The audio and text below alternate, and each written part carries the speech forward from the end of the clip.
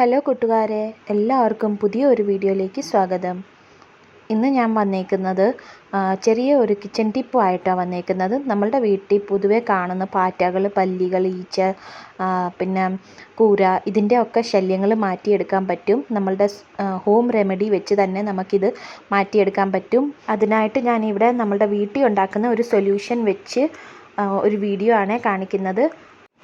പിള്ളേർക്കൊക്കെ നമ്മൾ കെമിക്കൽ ഹിറ്റൊക്കെ അടിക്കുമ്പം അതൊക്കെ ഡേഞ്ചറല്ലേ. പിള്ളേർക്കതിൻ്റെ മണവും പിന്നെ അതൊക്കെ ഹാംഫുള്ളാണ് പിള്ളേരുടെ ശരീരത്തിന് വേണ്ടി. അപ്പം നമുക്കിത് വീട്ടിൽ തന്നെ നമ്മളുടെ ഹോം കിച്ചൺ ഐറ്റംസ് വെച്ച് തന്നെ നമുക്ക് ഈ സൊല്യൂഷൻ ഉണ്ടാക്കാൻ പറ്റും. അപ്പം നമുക്ക് നേരെ വീഡിയോയിലേക്ക് പോകാം. ഞാനിവിടെ എടുത്തേക്കുന്നത് ആദ്യം ബേക്കിംഗ് സോഡ വേണം. 1 ടേബിൾ സ്പൂണോളം ബേക്കിംഗ് സോഡ വേണം. പിന്നെ അര നാരങ്ങ, പിന്നെ 1 ടേബിൾ സ്പൂണോളം തന്നെ വിക്സ് വേണം. അപ്പം നമുക്ക് ഈ സൊല്യൂഷൻ നമുക്ക് ഒരു വീക്കിന് വേണ്ടി ഉണ്ടാക്കി വെച്ചാലും ഒരു കുഴപ്പവും വരത്തില്ല.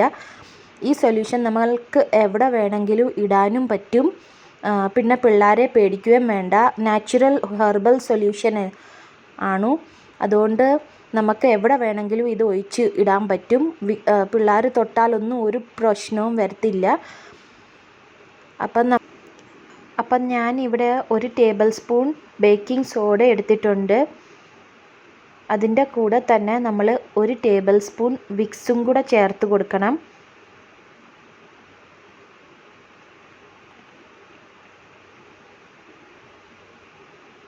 പിന്നെ അതിൻ്റെ കൂടെ തന്നെ അരമുറി നാരങ്ങ നീരും കൂടെ ചേർത്ത് കൊടുക്കണം.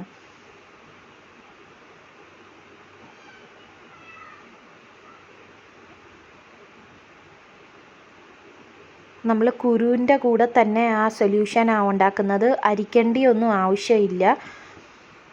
പക്ഷേ വിക്സ് നല്ലോണം അലിയാൻ വേണ്ടി നമ്മൾ എടുക്കേണ്ടത് നല്ല തിളച്ച ചൂടുവെള്ളമാണ് എടുക്കേണ്ടത്. 1 ഗ്ലാസ് ചൂടുവെള്ളം എടുത്ത് നല്ലോണം അത് മിക്സ് ചെയ്ത് ഇളക്കി കൊടുക്കണം.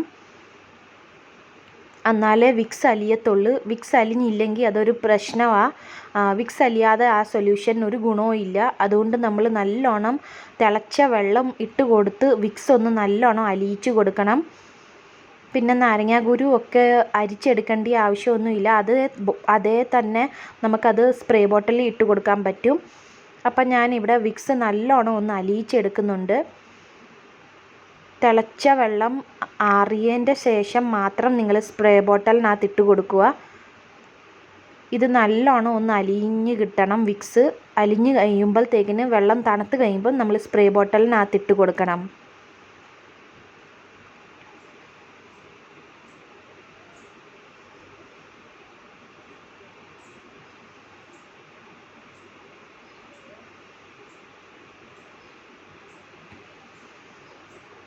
അപ്പം നിങ്ങളുടെ വീട്ടിൽ ഇപ്പം സ്പ്രേ ബോട്ടലായിട്ടില്ലെങ്കിൽ നമുക്ക് ഹാൻഡ് വാഷ് ബോട്ടലില്ലേ, ആ ഹാൻഡ് വാഷ് ബോട്ടലിനകത്തും ഇട്ട് കൊടുക്കാം. പിന്നെ ഇങ്ങനെ നമുക്ക് തളിച്ച് കൊടുത്താൽ പോരെ. നമുക്ക് എവിടെ വേണമെങ്കിലും നമുക്ക് തളിച്ച് കൊടുത്താൽ മതി.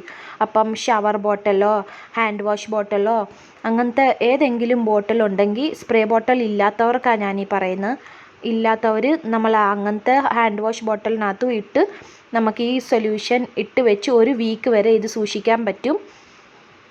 എന്നിട്ട് നല്ലോണം അത് കുലുക്കിയിട്ടേ എടുക്കാവുള്ളൂ. ആ വിക്സിൻ്റെ നല്ലോണം അത് കുലുക്കണം. എന്നിട്ട് മാത്രം സ്പ്രേ അടിച്ച് കൊടുക്കണം. അപ്പം നമുക്ക് പാറ്റ, കൂര, പ്രാണി, ഈച്ച ഒന്നും വരത്തില്ല. പാറ്റ ഒക്കെ നല്ലോണം അത് അവോയ്ഡായി കിട്ടും. ഇത് രാത്രി നമ്മൾ പണിയൊക്കെ തീർത്ത് കഴിയുമ്പം നമ്മുടെ കിച്ചണിൽ ഇങ്ങനെ തളിച്ച് കൊടുക്കുക, സ്പ്രേ ചെയ്ത് കൊടുക്കുക. സിങ്ക് എല്ലായിടത്തും നമുക്ക് സ്പ്രേ ചെയ്ത് കൊടുക്കാൻ പറ്റും. അങ്ങനെ കബോർഡിൻ്റെ കീഴിലും ബാത്റൂമിൻ്റെ അകത്തും ബാത്റൂമിൻ്റെ വാതിലിനകത്തും ഒക്കെ നമുക്ക് ഫ്രിഡ്ജിൻ്റെ സൈഡിലും വാഷിംഗ് മെഷീൻ്റെ സൈഡിലും ഒക്കെ നമുക്ക് സ്പ്രേ ചെയ്ത് കൊടുക്കാം. എൻ്റെ ഈ കുഞ്ഞു വീഡിയോയുടെ ഈ ടിപ്പ് നിങ്ങൾക്ക് എല്ലാവർക്കും ഉപകാരപ്പെട്ടെന്ന് വിശ്വസിക്കുന്നു. ഉപകാരപ്പെട്ടിട്ടുണ്ടെങ്കിൽ, ഇഷ്ടപ്പെട്ടിട്ടുണ്ടെങ്കിൽ please like, share, subscribe. Thank you for watching.